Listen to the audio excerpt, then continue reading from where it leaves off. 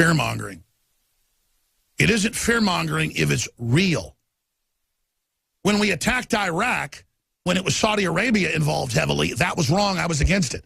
It was meant to stir up the Middle East. Dick Cheney wrote the PNAC document talking about it.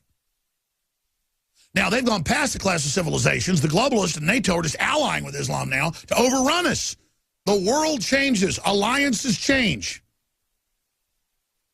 Saudi Arabia is our mortal enemy. I've always exposed them. I haven't changed. People aren't sophisticated enough to understand something that's 2 + 2 = 4 if they don't get this. There are real radical Muslims. There's over 1.5 billion Muslims total. Wahhabism has taken over Islam. It is seen as the Orthodox Islam now. It is super hardcore and crazy. It puts 5-year-old girls in sex slavery, for heaven's sakes, okay? It's totally schizophrenic. A man can have sex with a 10-year-old boy, but he can't have sex with another man. It's crazy. It's devilish. They brought 5 million into Europe. They've brought hundreds of thousands in here. It's way higher than what they're saying. We've proven that right here in Austin. And they're going to allow them to attack. And they're going to bring in civil emergency for the election unless we stop it. There are good elements of the government trying to stop it.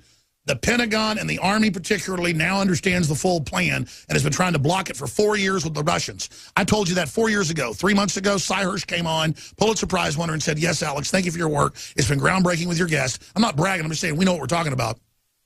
It's true. For 4 years, the Pentagon has refused to work with ISIS and al-Qaeda in Syria and has been aiding the Russians with satellite data to help take them out. Our military said no to Obama because he's not the president. He is a globalist, Wahhabist, and I used to hear this, not believe it. It's true. I knew they were manipulating Islam, and he was acting like he was for it. And I knew he went to mosque when he was a kid in Indonesia, and I knew he could speak perfect, Pashtun and all the rest of it. And people were blown away in Cairo in his first speech. But man, Napoleon joined Islam at the end. These double crosses and triple crosses have happened before. And all I know is they brought 5 million people in the last 3 years into Europe. 80% of military-age men. That's Interpol. And a lot of them jihadis. Folks, 10,000 men, a 10,000-man sleeper cell. Can you imagine 10,000 guys with guns going out and attacking nightclubs and schools and everything else? I mean, we're talking 5 million in Europe. Let's just say 10,000 attack. What about here? There are no-go zones all over Europe where our crew gets physically attacked and run out. And they say that Donald Trump's a liar and that San Bernardino wasn't a terror attack. The FBI came out and admitted they were ordered to stand down and to say that wasn't terror for 2 days. And then a year and a half before, they tried to stop them. Those very two, they were going back and forth to Pakistan and to Saudi Arabia and were ordered to stand down. And a criminal investigation was started by the Obama Justice Department and Eric Holder against the two agents. They faced criminal charges if the panel found that they were being racist against the very people that went in there and shot all those folks. So people say, Alex, you say a lot of terrorists false flag. Yes, it's false flag for NORAD to stand down. It's false flag to give the terrorist visas. And I've interviewed the heads of the embassies and all of it. There are criminal elements working with radical Islam in our government. But it is a false flag in that our governments of Europe and the United States are bringing in record numbers, and the fake liberal pretty boy up in Canada, Trudeau, they're bringing them all in. And when they attack, they come out and say, it's your fault. It's your granddaddy's fault wearing the John Deere hat with his rifle. It's your fault, the veteran, the gun owner, the patriot of every race, color, and creed. They're putting the guilt on us, the outrage, the arrogance, the insolence of these people. And then they have an imam in Orlando on TV saying the gays deserve this. It is written we must kill them. And it is written you must kill them.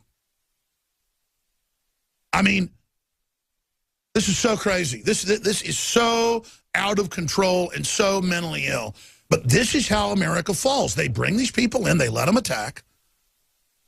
Then they declare civil emergency and say, you're not allowed to talk like you are anymore. You stirred up the Muslims. I said that before Merkel did it, before Hollande did it in Europe. They've done it. And I told you this was coming, and now this would happen. And you could see that the attacks are becoming more frequent and more intense. Tim Kennedy was in here a few months ago. You guys, if you pull up the Army Times, I'm going to show TV viewers, just type in Tim Kennedy, ISIS Click News. It's Army Times. But he broke it here. He's a fellow Austinite, friend of mine, good friend of mine. And we were just sitting there talking about it, how ISIS says he's a target and they're coming after him. They released Monday thousands of targets inside the United States in this electronic hacker brigade they have that they're going to hit. Let me tell you why this is such a bold, insane move. They think logic's dead. The globalists that have allowed this to take place, they think they're going to bring all these people in here. They're going to attack us, and then they're going to try to spin it into a hate crime and act like we did it. Because the wife of the other guy, he wasn't from here, but he lived here while he was a citizen. She wasn't a citizen yet in San Bernardino. This guy's parents came here in the 80s, and he was just a total, complete whack job. And there's all this hype, attack, attack, attack. These aren't even cell groups, these terror groups. They are just an ideology like fire ants. They climb up your leg, they release a pheromone, 20, 30 of them, and they all start stinging at once. Son of honeybees. Honeybees will release a pheromone that says you're bad and then attack you. So they don't get orders from headquarters. ISIS puts out videos of how to do stuff and says, you know, home gardening or how to brew beer at home. You know, that's what I go and, you know, do online. Or, you know, how to fix a carburetor. No, or, you know, where's the best place to hike when I go to Colorado? No, they don't do. Or where's the best enchiladas? Where's the best fried chicken on Sunday? That's the kind of stuff I Google. Oh, no, not them. It's, let me go see how to dump chlorine gas down a 100-story building. That kind of stuff. Kill everybody inside of it. And they're all just waiting, and all just a trigger. And once one fire ant stings, they all start firing at once. Boom, boom, boom, boom. The controlled demolition of the Republic. The door wide open to a jihad army.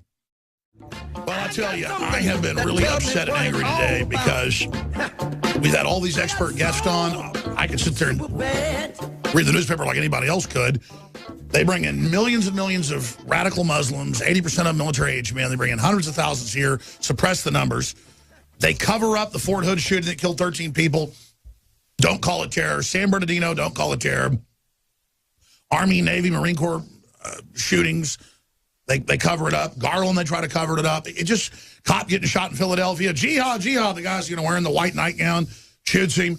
Nightclub gets attacked up in Toronto. They covered that up. All these attacks across Europe. There were dozens of attacks in France after the Charlie Hebdo attack that they kind of swept under the rug. There were a bunch of attacks that night after the attack at the other nightclub. So this is all going on. And then just 2 weeks ago, we've got the clip. I'm not going to play it. I'm going to play it tomorrow during the weekday show. Tim Kennedy, you know, headlines, top Special Forces soldier, ISIS sleeper cells now in the U.S. preparing to activate. That was the headline. I mean, he was in here this week talking about it. So, but everybody's talking about it. And then the attack happens, and Obama comes out and says this is a hate crime. And it's a thing. Well, yeah, Islam throws gays off cliffs. We were talking about that 2 weeks ago when he was here. They murder people, and it's not compatible. So what is the government thinking? But then I have the information. We just showed it from the Associated Press. FBI agent says that this is just the beginning, that there are other sleeper cells. Well, that's my sources. And, of course, the Pentagon's been saying this as well. The CIA came out a few weeks ago and said that there are sleeper cells, but they're saying that there are major targets in different areas of the United States. Orlando was one. L.A. was one where they just caught some guy trying to do this. San Fran, New York, Boston, and Miami. And so Tim Kennedy obviously has been involved in a lot of high-level anti-terrorism operations, 15 years in Special Forces, currently does some of that, but that's all super secret. He's also one of the hosts of hit show Hunting Hitler and a top UFC fighter as well, and one of the top snipers in the world, and a fellow Austinite and good buddies with my good friend Shane Steiner. So here he is in the info war. Glad to have you here with us, Tim. Thank you. Yeah, thanks for having me. I'm all wound up with this. Imam saying, you know, in Orlando, the gays, you know, deserve to die. People saying, you know, attacking Trump, saying this isn't Islamic. Tim, what do you make of all this and where this is all going? You heard me go over some of my sources. Is that accurate from what you've heard? If you can speak about it.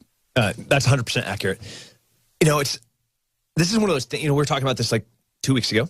This is one of those moments where I did not want to be right about this. You know, I didn't want to be right about killing of more Americans. Now, you know, a tragic part is that the LGBT group has kind of been brushing elbows with Muslims saying, hey, we're both being persecuted. You know, like we can be pals about this. I promise, there is no friendship from the Islam community towards the gays, lesbians, bisexual, transvestites. They don't care. They want them gone. They're going to throw them off roofs. It's in their book, Quran chapter 7, verse 80 to 84. It says kill Muslims or to kill gays. That's what they want. That's what they do. You're having a Freudian slip there. Yeah. The imams preach it. It's in their book, and that community needs to wake up. LGBT, wake up. We talked about that 2 weeks ago. The videos on InfoWars. I think the headline was Muslims throw gays off buildings. You've been over there. You've seen it. They're doing it all over. Why is there this leftist love of Islam? That awkward silence is because I have no idea. Besides, it's another opportunity to destroy our country. That's why. You know, if you're going to find a group that wants to destroy everything about America that we, you, Alex, and I, and all the other patriots love, Islam hates.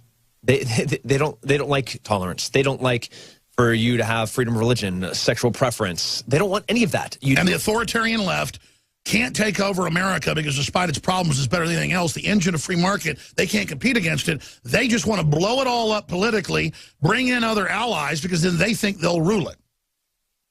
Their one chance, you know? What horrible, despicable people. Don't they understand that radical Islam or mainline Islam wants to kill them? We can't say radical Islam anymore. It's a disservice. It is Islam. It is. You know, like, I get it. You're going to call me a bigot. You're going to say I'm racist.